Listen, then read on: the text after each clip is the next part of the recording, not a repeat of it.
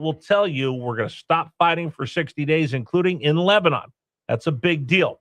Now, the Strait of Hormuz will reopen for international flow of traffic of merchant marine ships going through there as soon as this is signed on Friday, which means that 20% of the world's oil that had been choked off through Iranian threats. And again, remember, if somebody tells you, oh, the Strait of Hormuz was blocked by, there was a blockade of the Strait of Hormuz by Iran, tell them they don't know what they're talking about.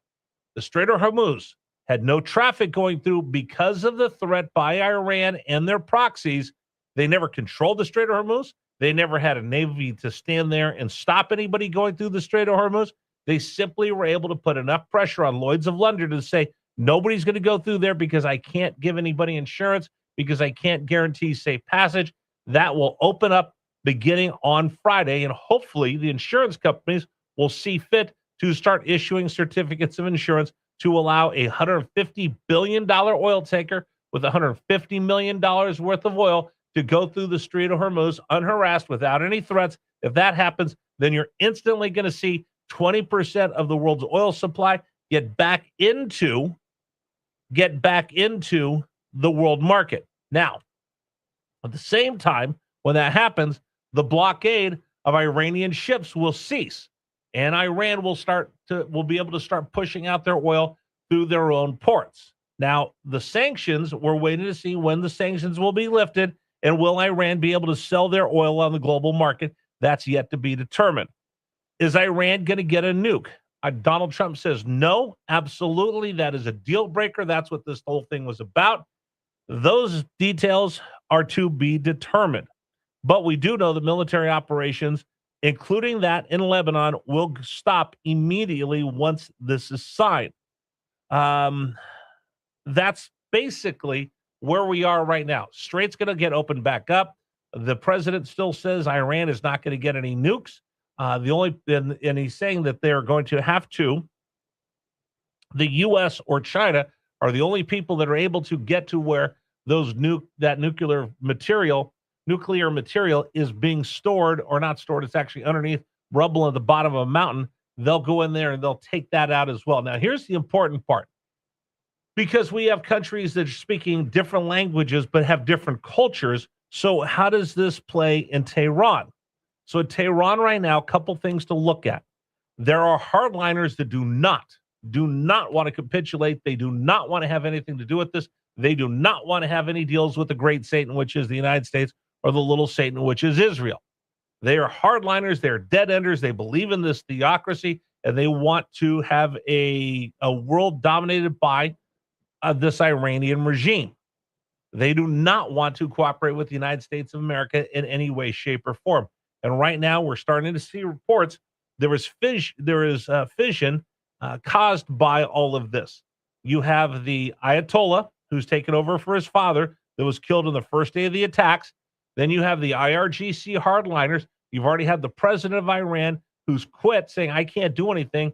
IRGC won't let me do anything. The mullahs won't let me do anything. The Ayatollah's over here. I can't govern. He already walked out.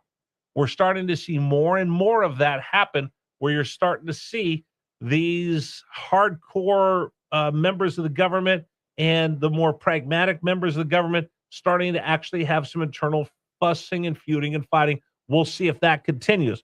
The Iranian people have had limited attempts to restore the internet back, but the one thing that's going on there right now is they're actually under the pressure of everything that's gone on economically. So if you think it's been bad for us with gas above $4 a gallon, over there, it's absolutely decimated the Iranian economy, and you're starting to see people again bubble up the frustration of where they are financially and how their economy is, and we'll see whether that puts more pressure on the regime and the IRGC to make a deal with the United States to get the oil flowing, to get money coming back into this country. So that's where we are right now. Now, is Israel happy with this?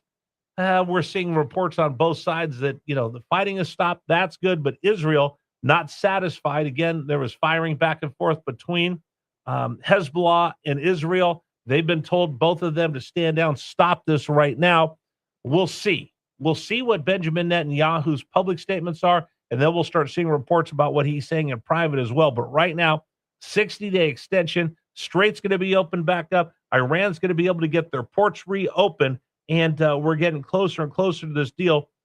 And the one important thing is, and if you're listening to people talk about this, if anybody starts talking to you or you listen to somebody and they're talking about regime change, I want you to remember that is mission creep. What's mission creep? You've heard that when you talk about what happened in Afghanistan and Iraq. You go in there with the mission. The mission for the president of the United States was the Iranians cannot have a nuke. End of story. Boom. Stop. That's it. That's what they went in there for. And then instantly people go, and we're going to overthrow the government of Iran, and we're going to do this, and we're going to do that. That's when you have a mission that's clearly set out. And then other people start to go, yeah, but let's lean into this as well. But if we're going to go that way, let's do this as well. It's kind of like you go on a road trip, right? So this weekend, I wanted to go up to Charlottesville and have some fun up there on Saturday. Just go for it. It was a nice day. Put the top down in the car, drove to Charlottesville. Our mission creep was, I said, well, if we're in Charlottesville, let's go to Buc-ee's. I want to get a new USA 250 cup from Buc-ee's. We'll take an extra hour drive up there. That was mission creep that got us back to town later than I anticipated, because the original mission, going to Charlottesville, going to do a little bit of shopping, do a little wine tasting, have some lunch, go to a couple places around Charlottesville, then come back to Richmond at a reasonable hour. And then once we got going into Charlottesville, I said, well, I'd like to go to Buc-ee's. I haven't been to Buc-ee's for a while. I'd like to have a brisket sandwich and see what they have for USA 250. So my mission creep was to go up there. It's an extension of what you started. And then somebody will go, oh, let's go do this. It's called having a wild, crazy idea that takes you someplace. The mission creep that people are trying to put onto this is there was going to be a change of government. If getting rid of the nukes happened to cause the Iranian regime to change, so be it. But that was never what the mission was. Anybody tells you any differently, that's 100% mission creep. So right now, Straits reopen. Donald Trump says they're not getting a nuke. They're going to continue these discussions.